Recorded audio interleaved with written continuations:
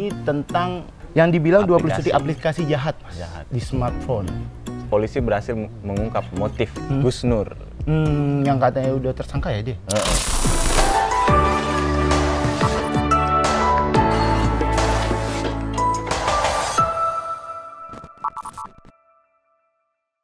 Hai viewers, kembali lagi di reactionjpnn.com. Gua Fatan, Gua Aristo. kita akan membahas 5 berita terpopuler di JPNN pada pekan ini. Mantap, beritanya nih Mas. Mulai dari Mbak Vanessa yang menjalani persidangan di PN Jakarta Barat yang diwarnai ya sedikit-sedikit kesedihan. Lalu ada juga nih penangkapan polisi terhadap ulama Gus Nur.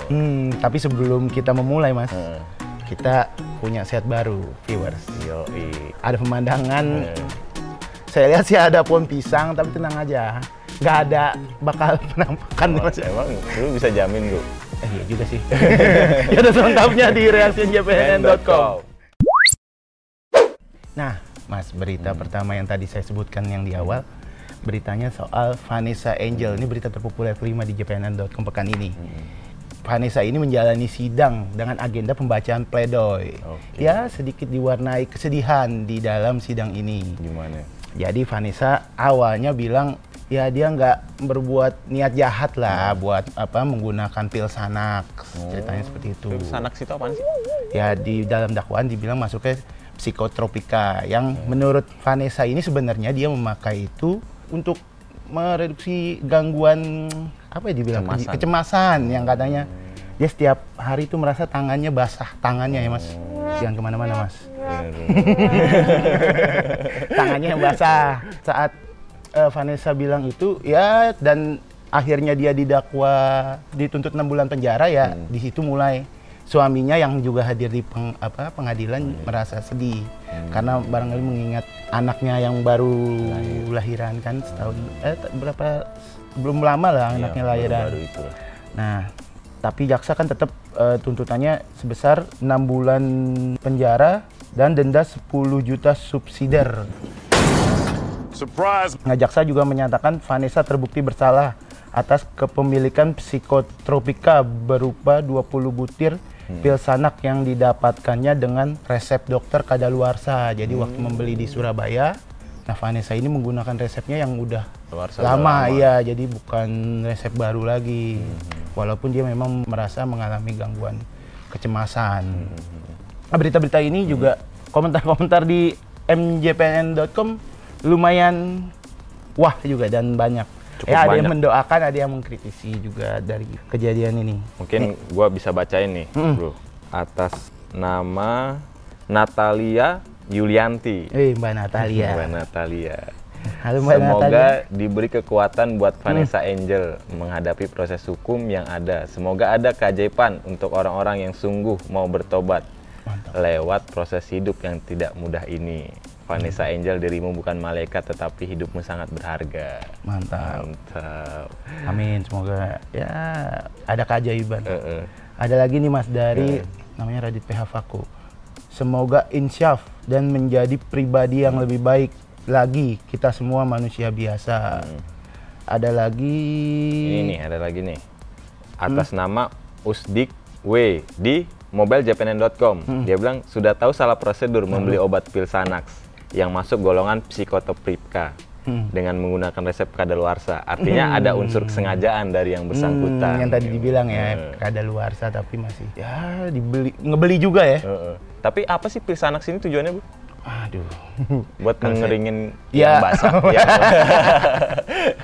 Ya kalau Vanessa kan dia mengalami kecemasan, intinya biar nggak cemas yang tangannya nggak basah itu Mas. Padahal mah basah, kalau basah ya malah biarin aja lah basah ya. Iya, sebenarnya kadang basah juga ya boleh-boleh juga sih kalau basah. Tergantung kita melihatnya. Iya bener. Tergantung kayak kita melihat hujan tuh sebagai musibah atau bencana. Nah betul, basah kan. Apa persawahan basah setelah hujan. Terus mau kemana pikirannya basah-basah.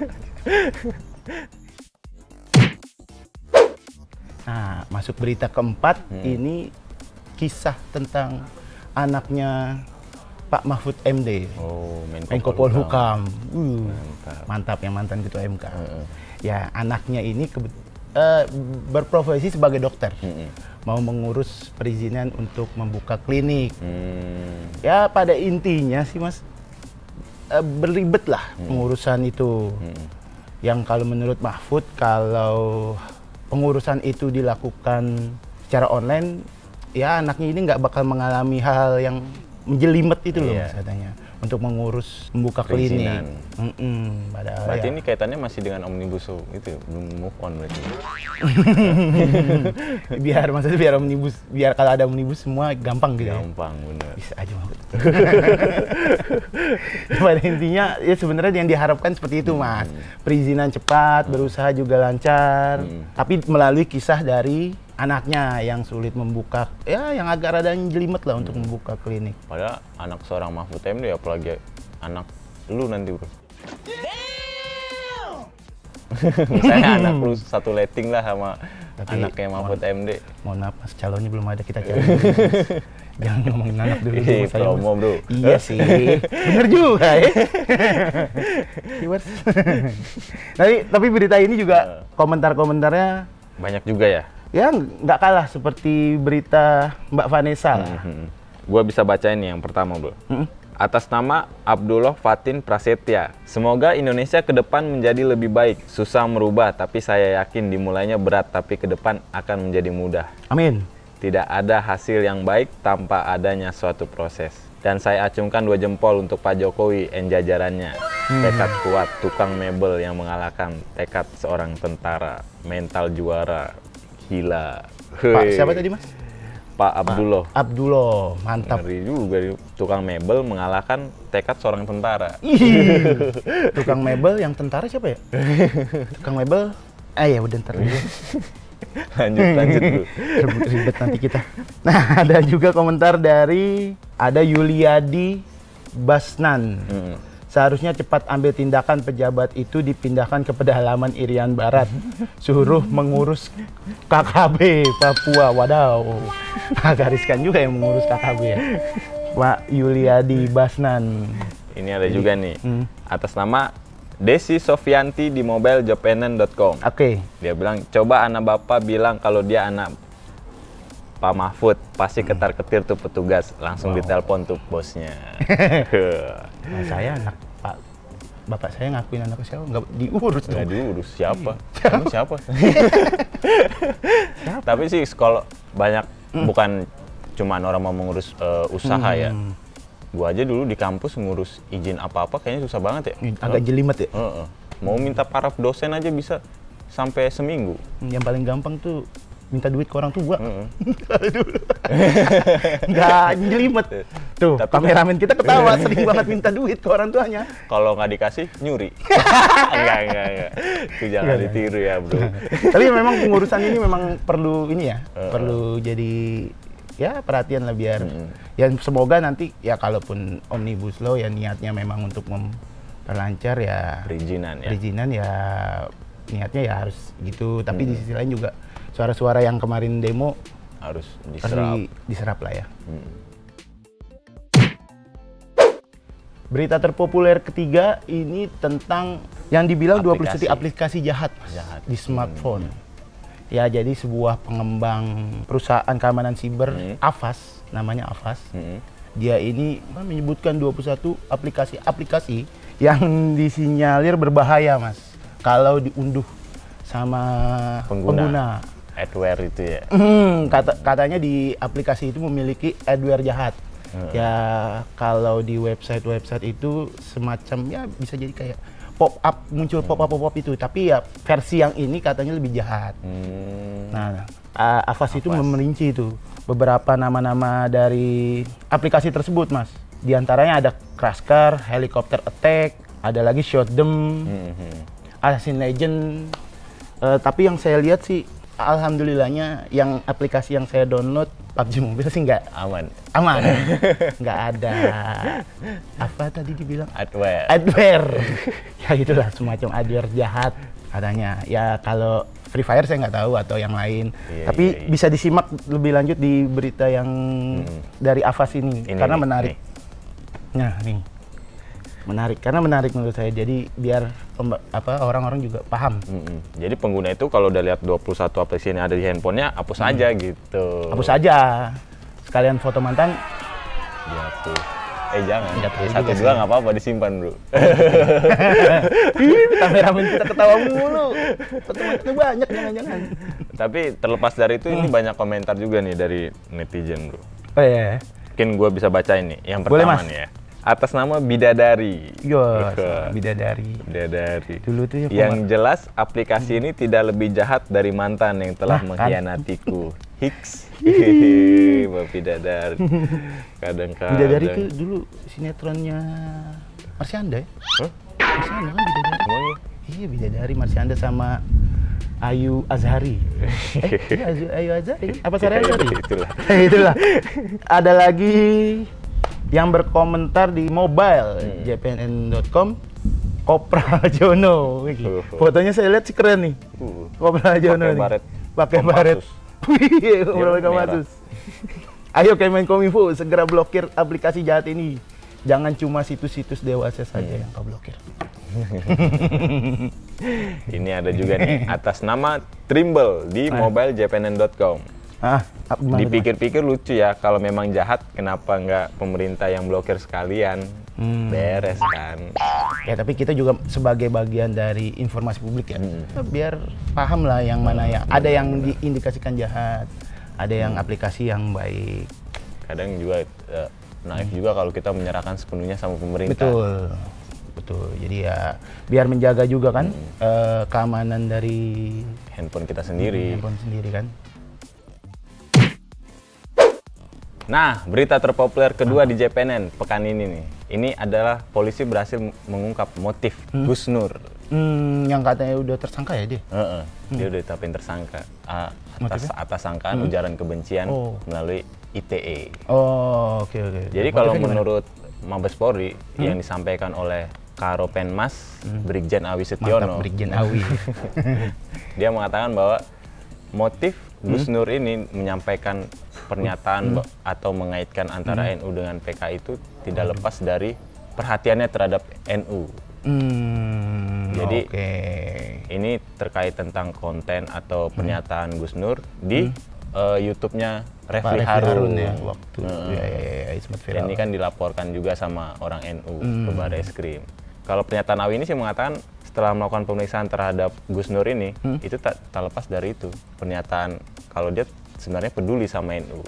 Jadi intinya walaupun sebenarnya ini dianggap ujaran kebencian, tapi awalnya ini ya kritik buat internal di dalam gitu ya, seperti itu ya.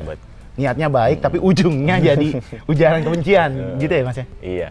Tapi tak terlepas dari itu, polisi juga melakukan pemeriksaan lagi, menggali lebih dalam dari saksi, dan mereka akan menghadirkan ahli-ahli, ahli bahasa dan lain-lain lah. Nah, ini juga pada pekan ini berproses terus kan, Gus Nur ini. Mendapat perhatian banyak pihak, termasuk di platform kita, bro. Mantap. Coba bisa dibaca. mobiljpnn.com ya, saya bacakan ya dari Bapak Gunawan Triwahyono, karena saya lihat udah agak berkumis Bapak Gunawan. Selamat malam Pak. Kalau NU di kampung-kampung taunya ya ibadah, ikut pengajian jamaah Yasin tahlil tiap malam Jumat. Nggak ada perubahan kok Gus Nur. Kita tetap ahli sunnah wal jamaah kok. Nggak usah melakukan ujaran kebencian sesama Muslim. Tetap menghargai perbedaan. Mantap. Sangat bijak. Ada juga nih dari mobiljpnn.com atas nama Rocale. Mantap. Apapun alasannya, yang salah tetap salah.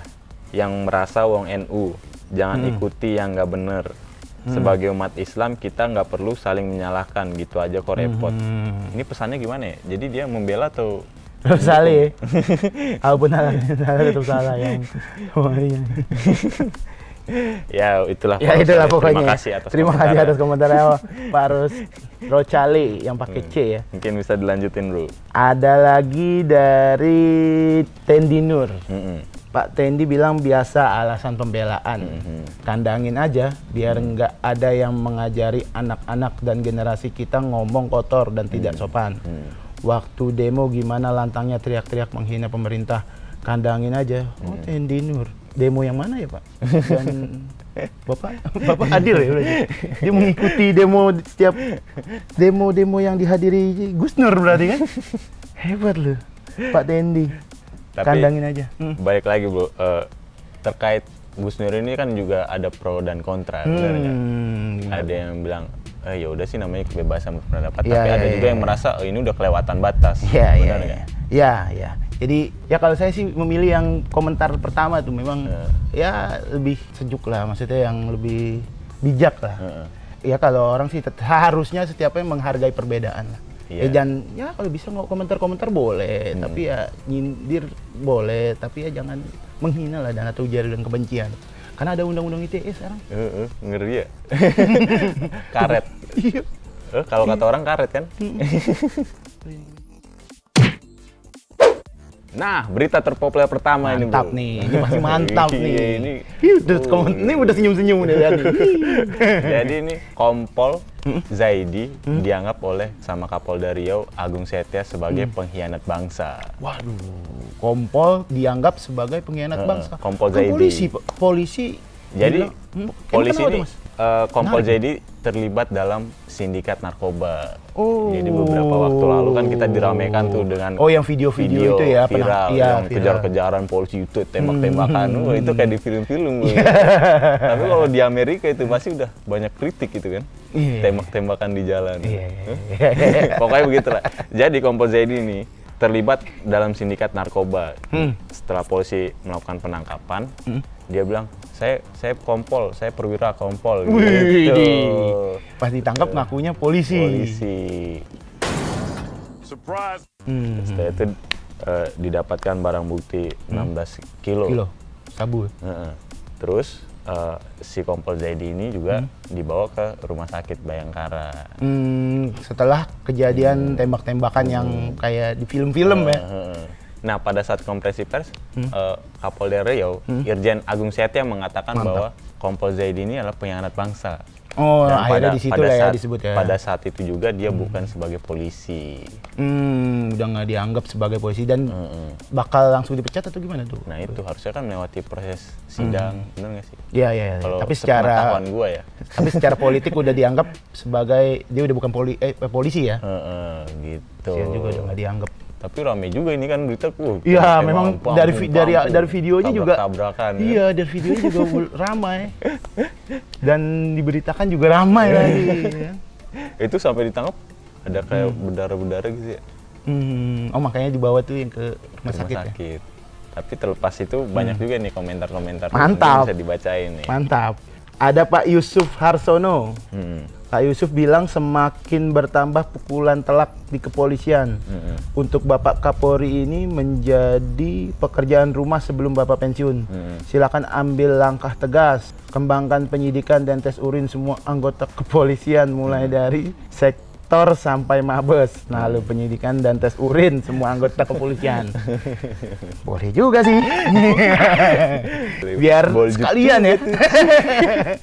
Menarik, tantangannya menarik. Tes urin berani nggak nih? Ini ada juga nih komentar kedua, bro. Atas nama Herman Tua Siagian. Pak Herman, di mantap. mobileJPNN.com. Ya, Pak Herman. Dihukum mati pantasnya tersangka karena tersangka sudah sangat mengerti atau memahami undang-undang. Oh, karena dia berstatus polisi. Iya, dia tahu undang-undang kan. Dan 16 kilo sih. Gila. Ya kalau gram-gram barangkali pemakai, tapi 16 kilo. Kayak mana itu 16 kilo? Mau dikemanain? Itu siapa tadi ya? Pak, siapa Mas? Siagian deh. Siagian. Ya. Ada lagi dari Arcian Ojan Peter. Bagi aparat penegak hukum yang terlibat sebaiknya ditembak mati saja biar aja rasa gimana nih, saya juga bingung. Saya ulang, Arcian Ojan Peter, bagi aparat penegak hukum yang terlibat sebaiknya ditembak mati saja biar aja rasa jerah. Rasa jerah. Maksudnya efek jerah. Oh, biar menimbulkan efek jerah, ditembak mati ya. Tapi tanpa proses penyidikan nanti hukum kita kembali lagi ke zaman jahiliyah. Iya, dan ya nggak bisa diusut lagi nanti siapa pemasok. Iya sih, 16 kilo. Tapi Sabu lagi. terlepas dari itu bro, gimana nih menurut seorang polisi jadi pengedar narkoba? Wah, ini sih pukulan telak banget Mas ya. Hah? Polisi lagi. Narkoba. Ya harusnya Mengamankan, iya, yang harus melindungi. menegakkan hukum, bermain gitu kan. Cuman ya kesian aja. Tapi Ya, itulah. ironis banget, ironis jadinya. Tapi itu tetap namanya oknum ya, tetap oknum. Ya, memang Walaupun oknum. nilai setitik gitu. Iya. Oknum. Heeh. Dulu juga ada kejadian oknum juga kan waktu yang rame-rame dulu Haris Azhar tuh. Nah, itu tadi 5 berita terpopuler di jpnn.com pada pekan ini. Sebelum kita tutup, gua akan membacakan nih Mas komentar-komentar yang dari netizen yang Mendapatkan giveaway, hadiah Mendapatkan cantik giveaway. dari JPNN. Coba. Nah, pertama ini dari Pak Yusuf Harsono. Selamat Bapak Yusuf Harsono mendapatkan hadiah giveaway dari JPNN. Kemudian ada Pak Gunawan Triwahyono yang juga mendapatkan. Setelah itu ada Bidadari. Bidadari juga mendapatkan hadiah dari jpnn.com. Selamat Mbak Bidadari. Terus Natalia Yulianti, selamat juga untuk Mbak Natalia. Dan setelah itu dari Abdullah Fatin Prasetya. Nah, mereka ini yang mendapatkan giveaway dari jpnn.com. Dan bagi mereka yang belum beruntung ya, tetap komen terus di aplikasi di platform jpnn.com. Dan jangan lupa juga nih, like terus, komen terus, dan subscribe. Gua Fatan. Gua Aristo. Bye. Bye.